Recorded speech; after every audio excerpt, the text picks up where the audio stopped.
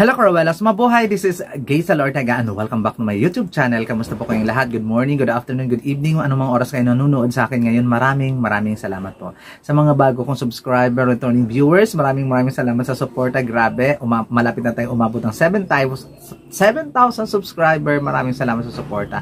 Sa mga hindi pa po dyan nakasubscribe, please subscribe my YouTube channel, Gaysel Ortega, and click the notification bell below para updated kayo when it comes na maglabas ako ng aking mga video. Intro, pasok!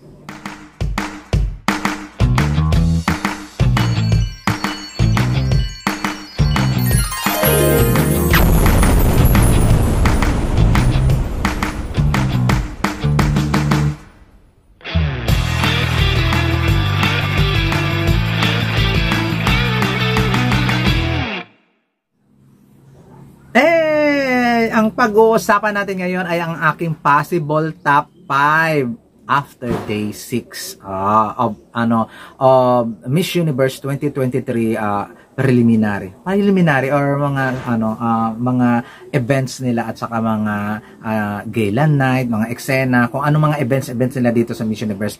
Ngayon, ang aking possible top 5 after day 6.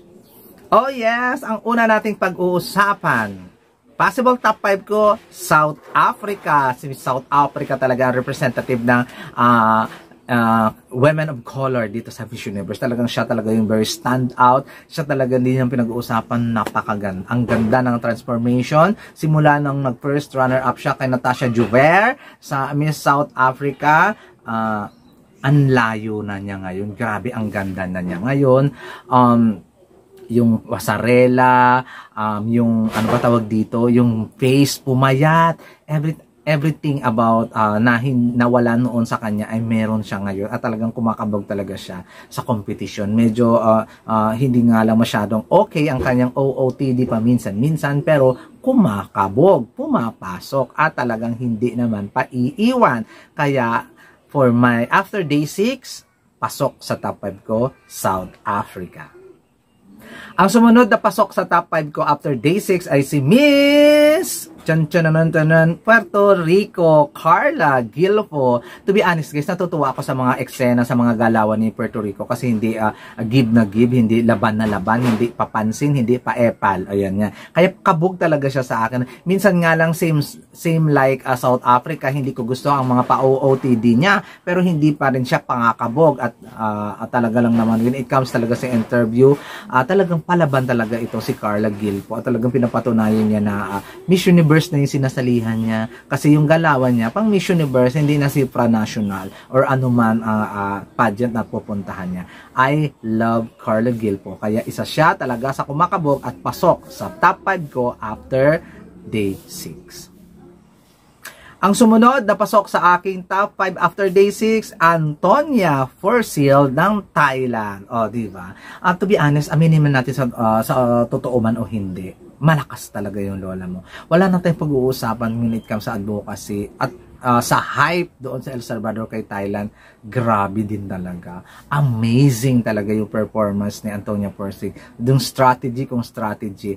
Nakakalungkot to sa part ng Miss Universe Thailand at ng buong Thailand. Nagkakaisa din sila, nagbabayanihan din sila sa fan vote. Talagang yun din yung trend doon sa Thailand na bumoto sila sa fan vote at sana ganun din yung i-trend natin, hindi lang sa Voice for Change. So ngayon, kung sakali mang hindi makausad si Antonia Forsyth sa semifinalist sa pinaggagawa niya, at least may fan vote na sasalba sa kanya. So ngayon, sayang yung Miss Universe Thailand kung hindi manalo, ginastusan, naghakot ng tao, may sumigaw lang kay Miss Thailand. O diba? Pero still, one of the best, one of the crown contender Thailand sa top 5 after day 6. Ang sumunod na pang top 5 after day 6 ay si Miss Philippines. O diba, bongga to si Miss Philippines talaga.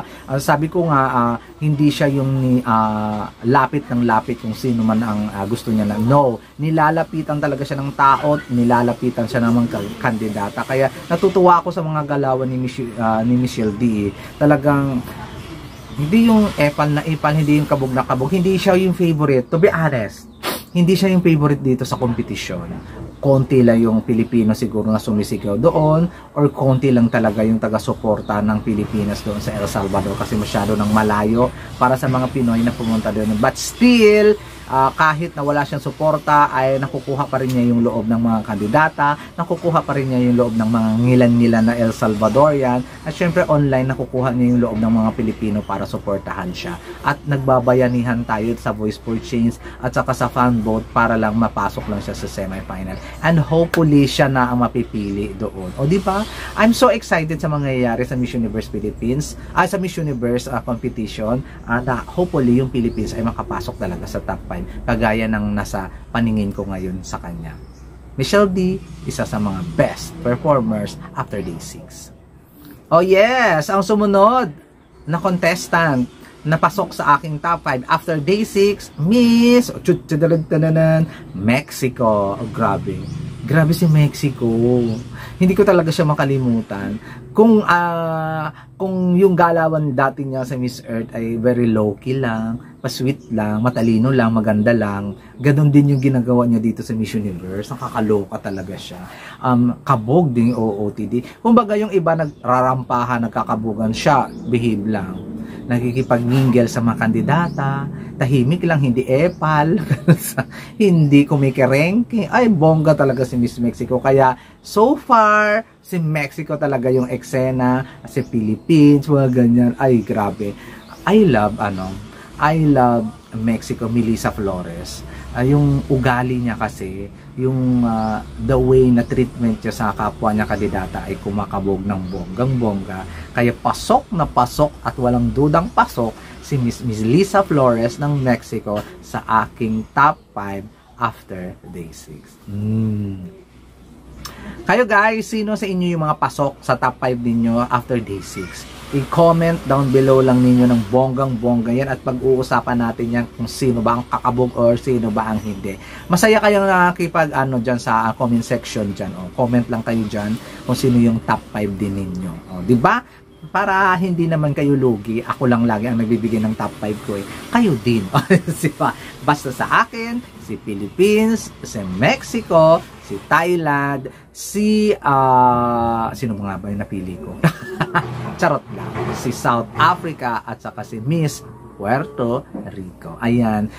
There you go guys. Maraming salamat sa inyong suporta. At panoorin niyo yung aking bagong outro.